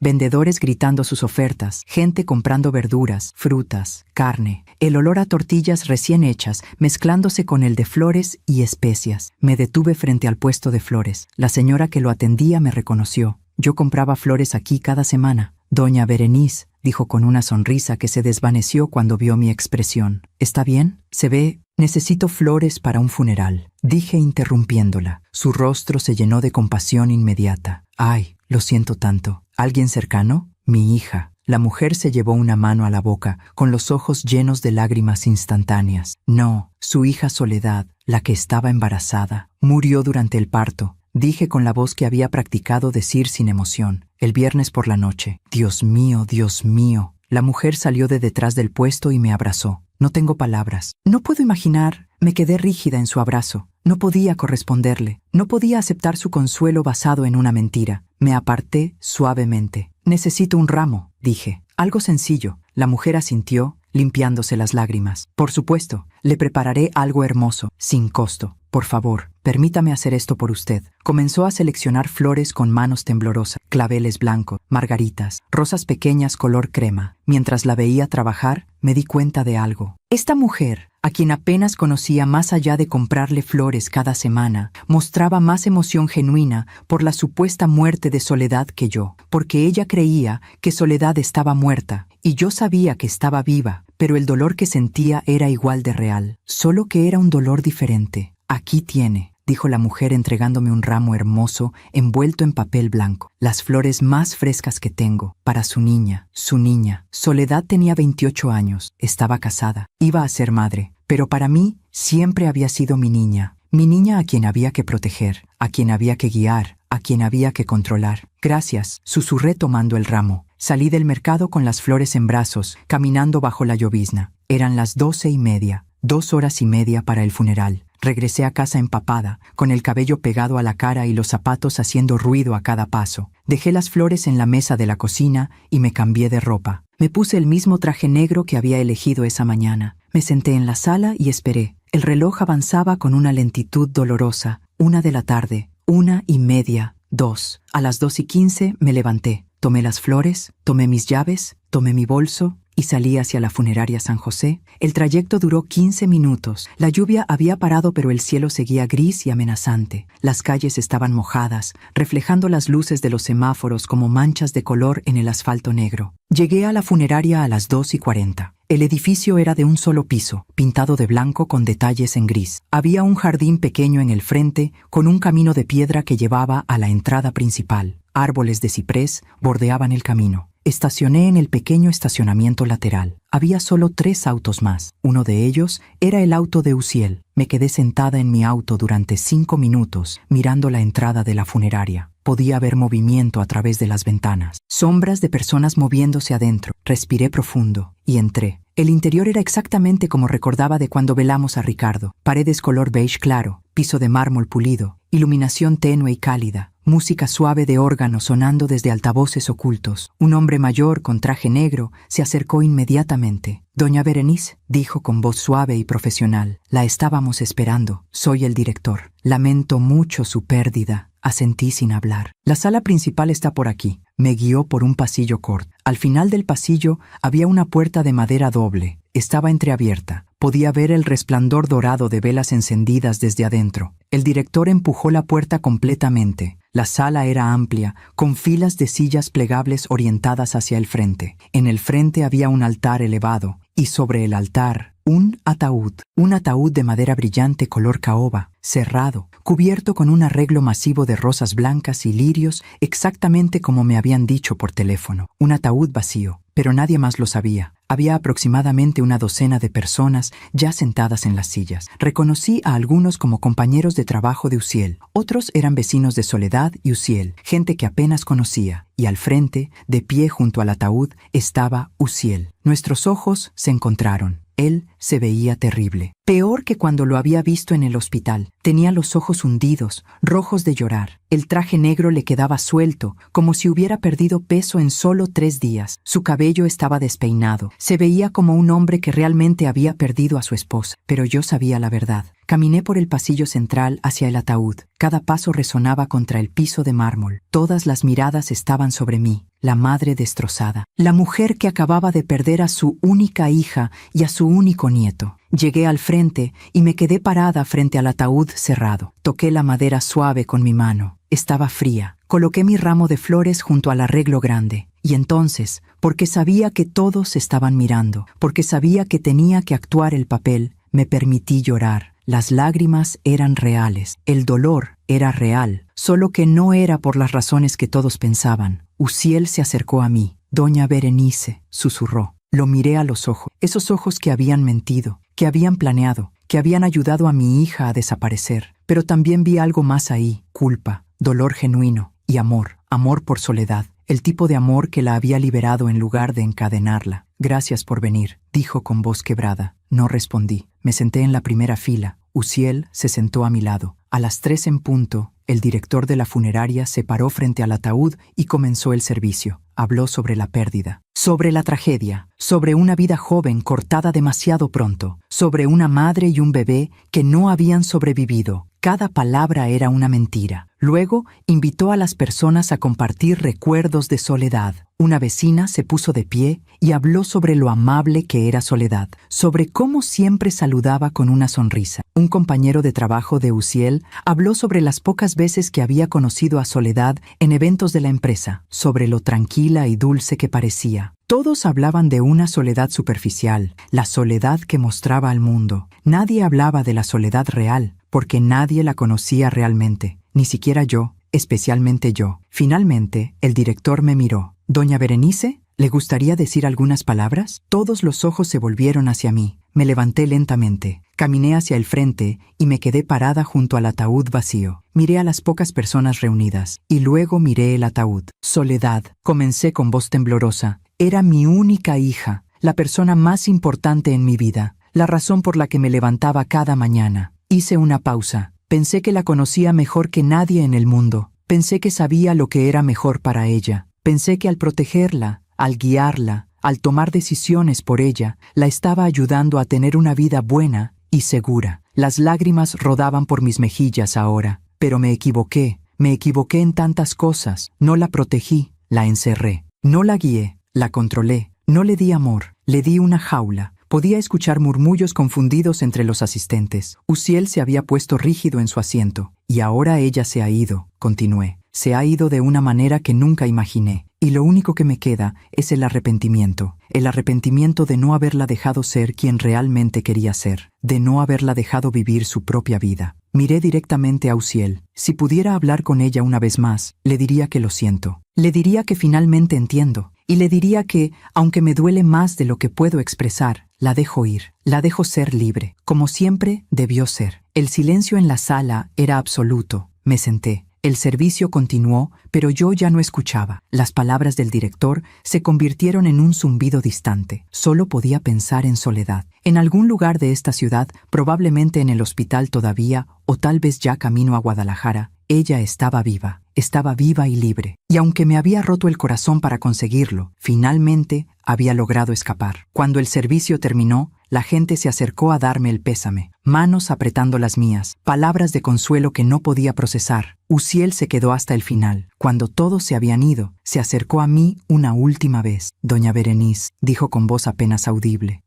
«Cuídala», dije interrumpiéndolo. «Cuídala mejor de lo que yo lo hice». Sus ojos se llenaron de lágrimas. «Lo haré, lo prometo. Y dile», mi voz se quebró, «dile que la amo, que siempre la amaré y que perdono lo que hizo, porque finalmente entiendo por qué tuvo que hacerlo». Uziel asintió, incapaz de hablar. Me levanté y salí de la funeraria sin mirar atrás. El ataúd vacío se quedaría ahí, un símbolo de todas las mentiras que nos habíamos dicho, pero también un símbolo de una verdad que finalmente había aceptado. Había perdido a mi hija, no por la muerte, sino por mi propia mano. Salí de la funeraria bajo un cielo que comenzaba a oscurecer. Eran casi las 5 de la tarde y el invierno hacía que anocheciera temprano. No fui directamente a mi auto. En lugar de eso, caminé hacia el pequeño jardín al lado del edificio. Había una banca de hierro forjado bajo un árbol de ciprés. Me senté ahí, temblando de frío, mirando la nada. El teléfono vibró en mi bolso. Lo saqué. Era un mensaje de texto de un número desconocido. Gracias por todo.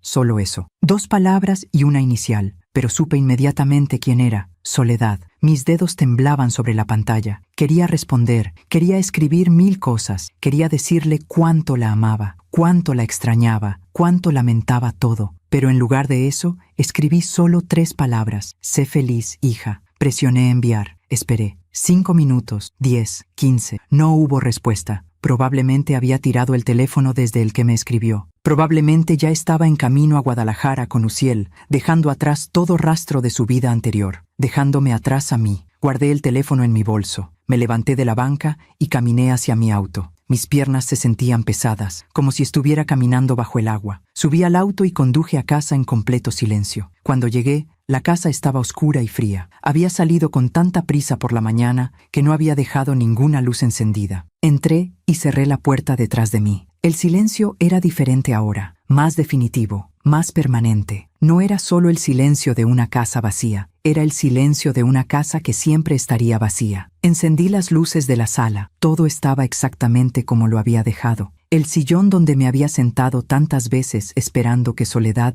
llegara de visita. La mesa de centro con los álbumes de fotografías que había sacado ayer.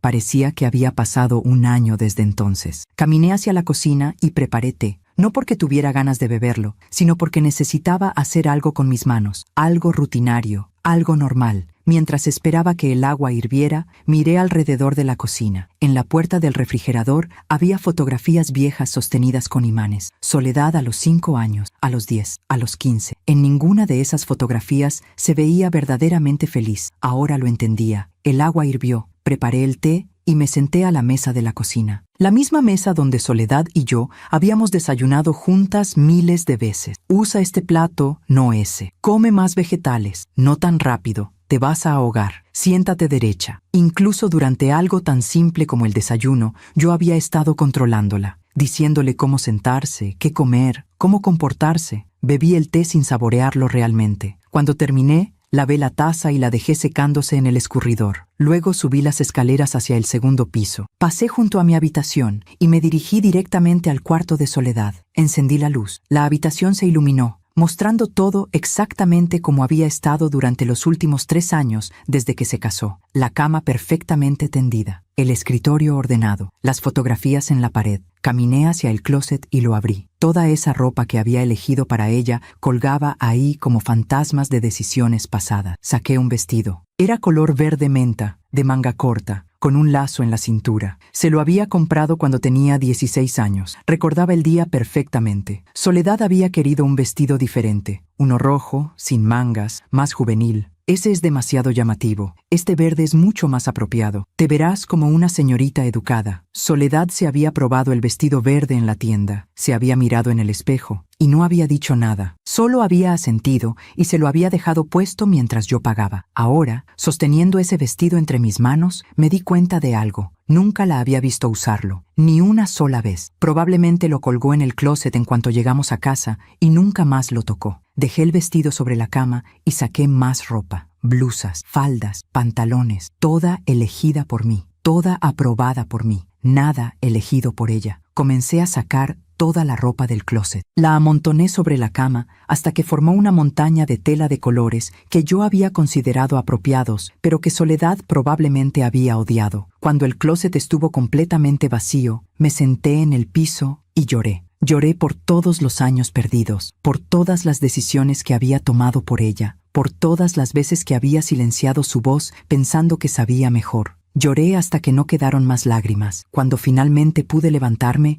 eran casi las 8 de la noche. Me dolían las rodillas y la espalda de haber estado sentada en el piso durante horas. Bajé a la cocina. Mi teléfono mostraba 3 llamadas perdidas de Lupita. Probablemente quería saber cómo había estado el funeral. No la llamé de vuelta. No estaba lista para hablar con nadie. En lugar de eso, hice algo que no había hecho en años. Saqué una botella de vino tinto que Ricardo había guardado para una ocasión especial que nunca llegó. La abrí y me serví una copa. Me senté en la sala con el vino, mirando las fotografías que aún estaban sobre la mesa de centro. En una de ellas, Soledad tenía unos 12 años. Estábamos en el jardín de la casa. Yo estaba de pie detrás de ella con las manos sobre sus hombros. Los dos mirábamos a la cámara. Yo sonreía ampliamente. Soledad no sonreía. Tenía la boca en una línea recta, los ojos inexpresivos. ¿Cómo no lo había visto antes? ¿Cómo había estado tan ciega durante tantos años? Bebí el vino lentamente. Luego me serví otra copa y otra. No estaba acostumbrada a beber. El alcohol me hizo sentir mareada, pero al menos entumecía un poco el dolor. A las 10 de la noche sonó el timbre de la puerta. Me levanté con dificultad del sillón, sintiendo el mundo girar ligeramente a mi alrededor. Caminé hacia la puerta y miré por la mirilla. Era Uziel. Estaba parado en mi porche, con la misma ropa del funeral, mojado por la llovizna que había comenzado a caer otra vez. Abrí la puerta. «Doña Berenice», dijo con voz ronca, «necesito hablar con usted».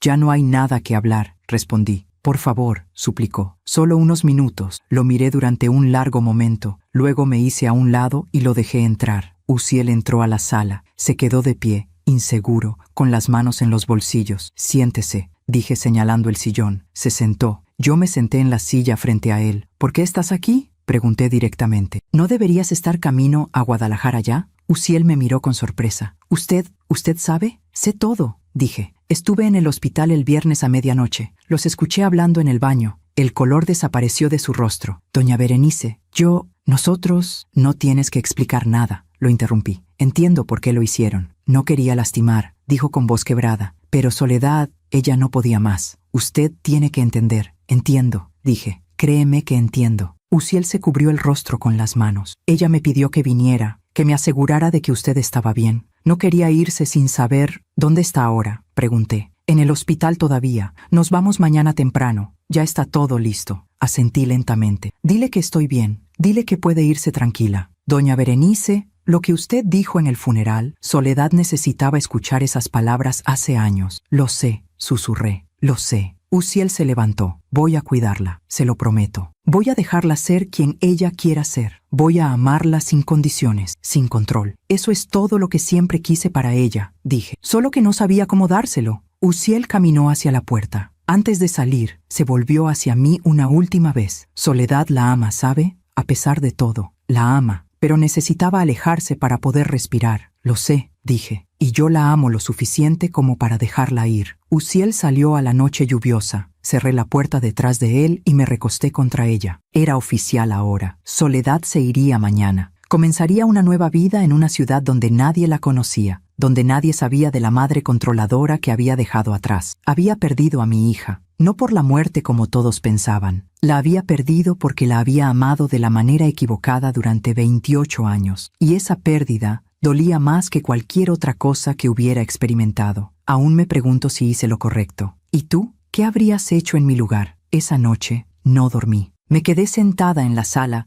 hasta que el sol comenzó a salir. Observé cómo la oscuridad se convertía lentamente en un gris pálido, luego en tonos dorados que se filtraban a través de las ventanas. Martes, 29 de diciembre, el día en que Soledad desaparecería de mi vida para siempre. A las 7 de la mañana me levanté del sillón. Mis músculos estaban rígidos por haber permanecido en la misma posición durante horas. Caminé hacia la cocina y preparé café. Mientras lo bebía, miré por la ventana hacia el patio trasero. Las bugambilias se movían suavemente con la brisa de la mañana. El cielo estaba despejado después de la lluvia de ayer. Un nuevo día, un nuevo comienzo, pero no para mí. Subí a mi habitación y me cambié de ropa. Pantalones cómodos, suéter simple, nada de negro. Ya había tenido suficiente negro. Luego fui al cuarto de Soledad. La montaña de ropa que había sacado del closet seguía sobre la cama. La miré durante un largo momento. Luego comencé a doblarla sistemáticamente, cada prenda, una por una. La acomodé en cajas de cartón que saqué del garaje. 3 cajas llenas de ropa que Soledad nunca había querido, pero que había tenido que usar por años. Las bajé al garaje. Mañana las llevaría a donar. Regresé al cuarto. Ahora el closet estaba vacío, las paredes desnudas, el espacio abierto, exactamente como debió haber estado desde el principio. Un espacio para que Soledad lo llenara con sus propias elecciones. Saqué las fotografías de la pared,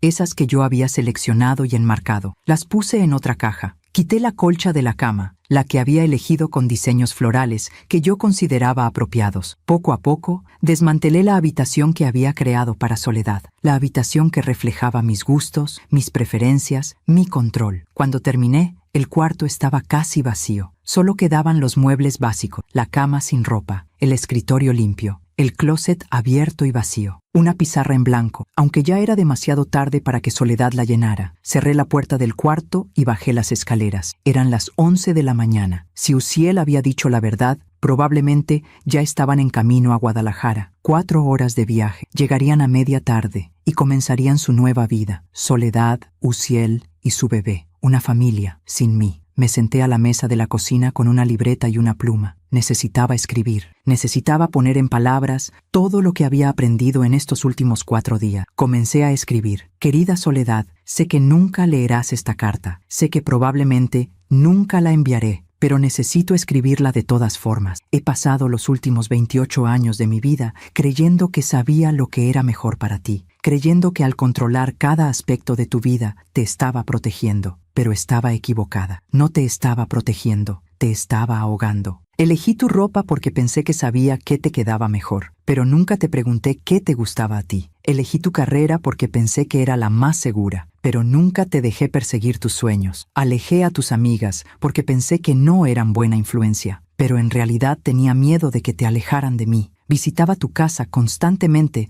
porque decía que quería asegurarme de que estuvieras bien, pero la verdad es que no podía soportar no tener control sobre tu vida. Y cuando quedaste embarazada, decoré el cuarto del bebé sin preguntarte qué querías porque pensé que sabía mejor, porque nunca aprendí a soltar. Tuviste que fingir tu propia muerte para escapar de mí, y eso me dice todo lo que necesito saber sobre el tipo de madre que fui. Quiero que sepas que te dejo ir, completamente, sin resentimiento, sin intentar encontrarte, sin interferir en tu nueva vida. Quiero que sepas que lamento cada vez que silencié tu voz, cada vez que tomé decisiones por ti, cada vez que te hice sentir que no eras suficiente tal como eras. Eras perfecta, siempre lo fuiste. Yo era la que estaba rota. Sé feliz, mi niña. Vive la vida que siempre quisiste vivir. Sé la madre que yo nunca pude ser. Deja que tu hijo crezca libre, con espacio para cometer sus propios errores y tomar sus propias decisiones. Y si algún día, en muchos años, decides que quieres que sea parte de tu vida nuevamente, estaré aquí, esperando, no para controlar, sino solo para amar. Te amo más de lo que las palabras pueden expresar, y porque te amo, te dejo ir. Tu madre, Berenice. Doblé la carta y la guardé en un sobre. Escribí para Soledad en el frente. Luego la guardé en el cajón de mi mesita de noche, junto al rosario que mi madre me había dado hace años. Tal vez algún día Soledad la leería, o tal vez no, pero había necesitado escribirla de todas formas. El resto del día lo pasé haciendo cosas simples. Limpié la casa de arriba a abajo, lavé ropa, podé las bugambilias del patio que había descuidado durante meses. Mantuve mis manos ocupadas para que mi mente no pudiera pensar demasiado. Cuando cayó la noche,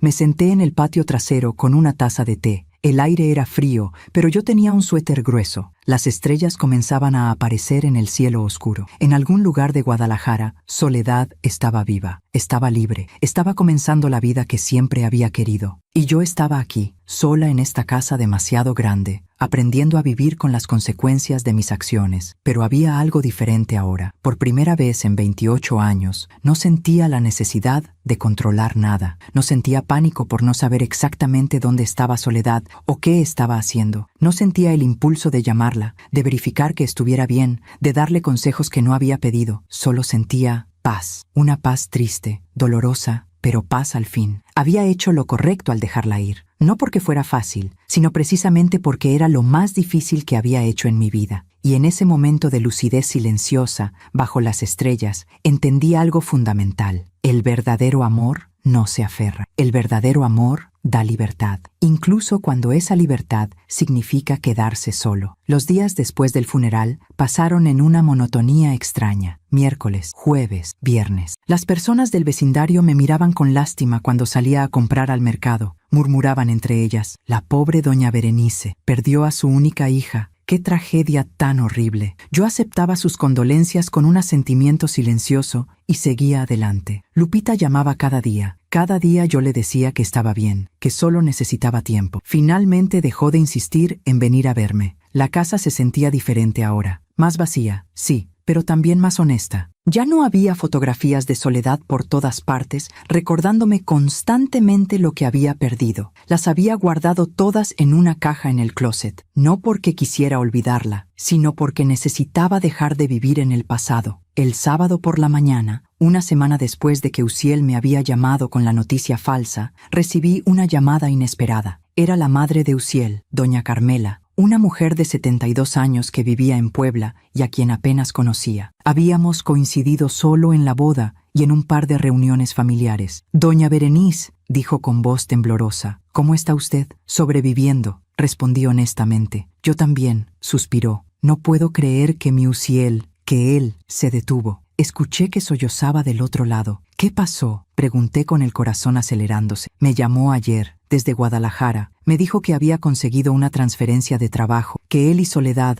habían decidido mudarse allá para empezar de nuevo, lejos de los recuerdos dolorosos». Me quedé en silencio. «Pero doña Berenice, Soledad está muerta. ¿Por qué me diría que ella está con él? ¿Por qué me mentiría así? Estoy tan preocupada. Creo que está teniendo un colapso nervioso. Creo que la pérdida lo ha afectado tanto que está imaginando cosas». Cerré los ojos. Por supuesto, Uziel no le había contado la verdad a su propia madre. Ella pensaba que Soledad realmente había muerto. Y ahora pensaba que su hijo había perdido la cordura. «Doña Carmela», dije cuidadosamente, «Uziel está bien, créame. Pero ¿cómo puede estar bien? Habla como si Soledad estuviera viva, como si hubieran planeado esta mudanza juntos. No tiene sentido. A veces el dolor nos hace decir cosas extrañas», dije. «Dele tiempo. Quiero ir a Guadalajara a verlo». Pero me dio una dirección y cuando la busqué en el mapa, no existe. ¿Por qué me daría una dirección falsa? ¿Qué está ocultando? «Porque no quiere que lo encuentres», pensé. «Porque la mentira se extiende más allá de mí». «Tal vez se equivocó con la dirección», sugerí. «Dele unos días y vuelva a llamarlo». Doña Carmela suspiró profundamente. «Usted tiene razón. Estoy siendo sobreprotectora. Siempre lo he sido con Uziel. Es mi único hijo, ¿sabe?» «Lo sé», dije. «Yo también fui sobreprotectora con mi hija». Colgamos poco después. Me quedé sentada con el teléfono en la mano pensando. Uziel ahora tendría que mentirle a su madre por el resto de su vida. Tendría que inventar excusas de por qué nunca podía visitarlos, por qué nunca podía enviar fotografías actuales de Soledad, por qué su madre nunca podría conocer a su nieto. Él había elegido darle libertad a Soledad,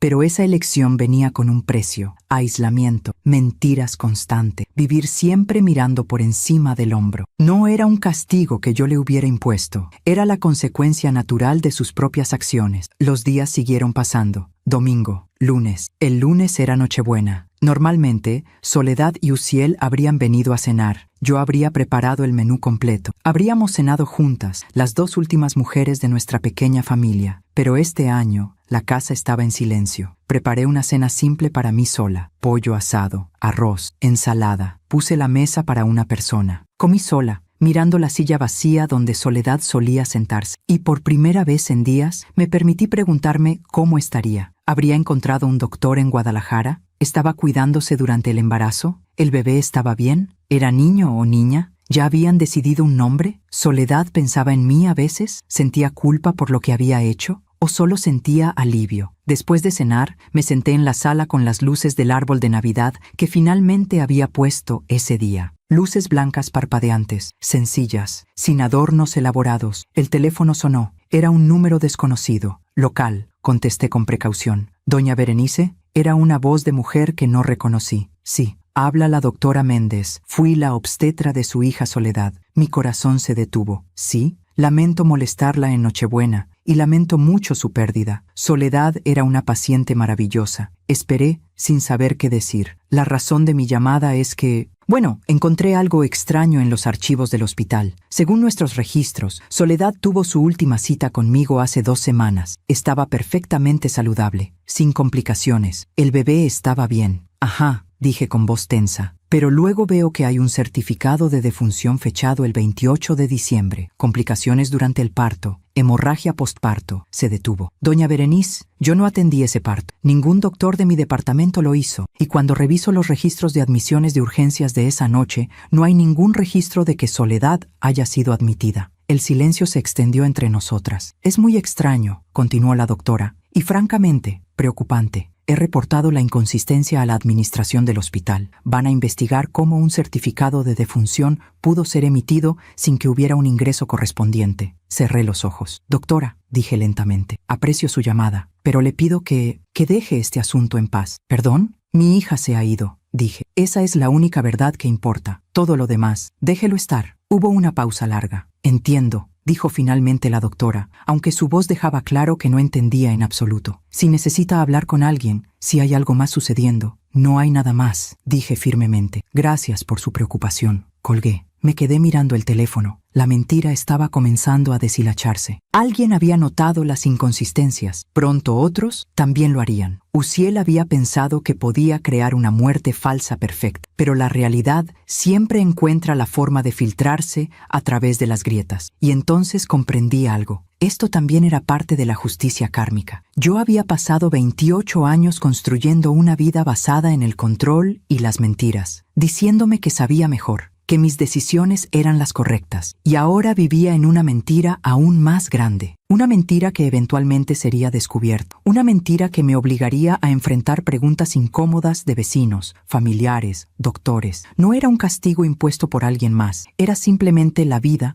devolviéndome exactamente lo que había sembrado durante décadas. La Navidad llegó al día siguiente. Martes 25 de diciembre. Me desperté sola en mi casa silenciosa. No había regalos bajo el árbol. No había llamadas de soledad deseándome feliz Navidad como había ocurrido cada año desde que nació. Solo silencio. Pasé el día ordenando, limpiando, manteniendo mis manos ocupadas. Al atardecer, me senté en el patio trasero con una taza de café. El cielo se teñía de naranja y rosa mientras el sol se ponía, y pensé en Soledad. En algún lugar de Guadalajara, probablemente estaba celebrando su primera Navidad libre, sin tener que venir a mi casa, sin tener que seguir mis reglas, sin tener que pretender ser alguien que no era. Probablemente era la Navidad más feliz de su vida, y yo estaba sola, completamente sola. Pero era la soledad que había creado con mis propias manos. Alguna vez me había llamado controladora. Había pensado que estaba exagerando, que era joven, y no entendía que todo lo que yo hacía era por su bien. Pero ella tenía razón, siempre había tenido razón, y ahora yo pagaba el precio, no porque alguien me estuviera castigando, sino porque esta era la consecuencia natural e inevitable de mis propias elecciones. La vida siempre cobra sus deudas, a veces solo toma 28 años. Hoy es sábado, 28 de diciembre. Ha pasado exactamente un mes desde que Uziel me llamó para decirme que Soledad había muerto. Un mes desde que mi vida se dividió en dos, el antes y el después. Me despierto temprano, como siempre. El sol apenas comienza a iluminar el cielo. Preparo mi café y me siento junto a la ventana de la cocina, mirando las bugambilias que finalmente podé la semana pasada. La casa está en silencio, pero ya no es el silencio pesado y sofocante de las primeras semanas. Es simplemente silencio. He aprendido a vivir con él. Ayer recibí una carta. Llegó en un sobre sin remitente. El matasellos era de Guadalajara. Adentro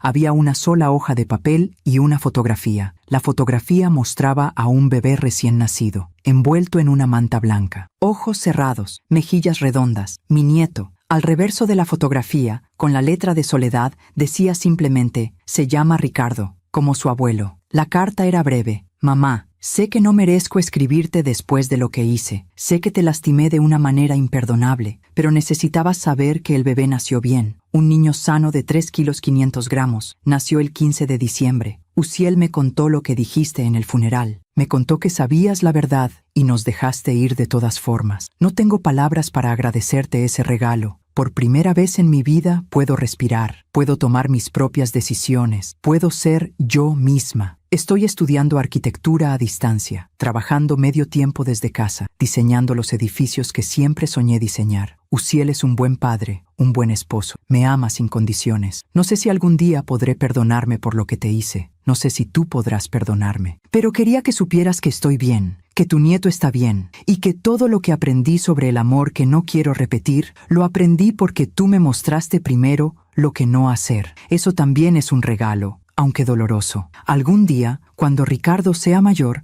le contaré sobre su abuela, sobre la mujer que me amó tanto, que finalmente aprendió a dejarme ir. Gracias, mamá. Soledad. Leí esa carta 20 veces. La guardé en el sobre y la puse junto a la carta que yo escribí para ella semanas atrás. 2 cartas, 2 mujeres, 2 versiones del amor. Esta mañana, después de terminar mi café, subo al cuarto que fue de Soledad, el cuarto que desmantelé hace un mes. Las paredes aún están vacías, el closet aún está abierto, pero cuelgo la fotografía de Ricardo en la pared, solo esa, nada más. Un recordatorio de que la vida continúa, de que hay esperanza incluso en la pérdida. Bajo las escaleras y salgo al patio. Las bugambilias están floreciendo otra vez, flores color fucsia brillante contra las paredes de adobe, hermosas, salvajes, libres, como Soledad debió haber sido desde siempre. Me siento en la banca bajo el árbol y pienso en todo lo que he aprendido en este mes. He aprendido que amar no significa poseer. He aprendido que proteger no significa controlar. He aprendido que ser madre no significa decidir por otra persona cómo debe vivir su vida. He aprendido que a veces el mayor acto de amor es soltar, dejar ir,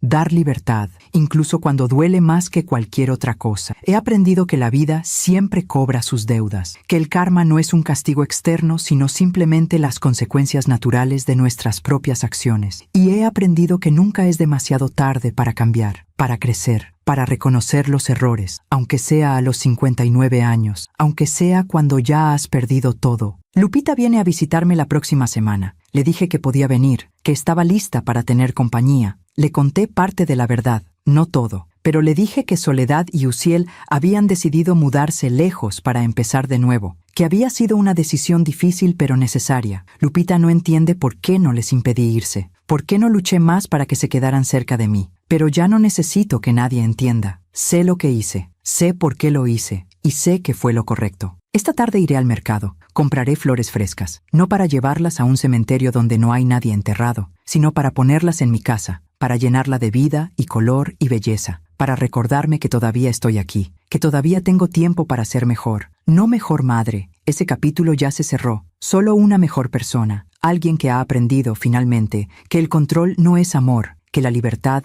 es el regalo más valioso que puedes darle a alguien que amas, y que a veces perder todo es la única forma de encontrarte a ti misma. Me levanto de la banca y camino de regreso a la casa. En la mesa de la cocina está mi libreta. La abro y comienzo a escribir. No una carta esta vez, sino mi historia. Esta historia. La historia de una mujer que amó tanto y tan mal que su hija tuvo que fingir su muerte para ser libre. La escribo porque tal vez, solo tal vez, otra mujer la leerá algún día. Otra madre que se está agarrando demasiado fuerte, que está controlando en nombre del amor, que está cometiendo los mismos errores que yo cometí. Y tal vez mi historia la ayudará a abrir los ojos antes de que sea demasiado tarde, porque esa sería la verdadera redención, no cambiar el pasado. Eso es imposible, sino usar el dolor del pasado para crear algo bueno en el futuro. Escribo durante horas. Las palabras fluyen como si hubieran estado esperando dentro de mí durante meses, años, décadas. Cuando finalmente pongo la pluma sobre la mesa, el sol se está poniendo otra vez. Leo la última línea que escribí. Si mi historia ayuda a una sola mujer a abrir los ojos, habrá valido la pena. Cierro la libreta y sonrío. Por primera vez en un mes, sonrío de verdad.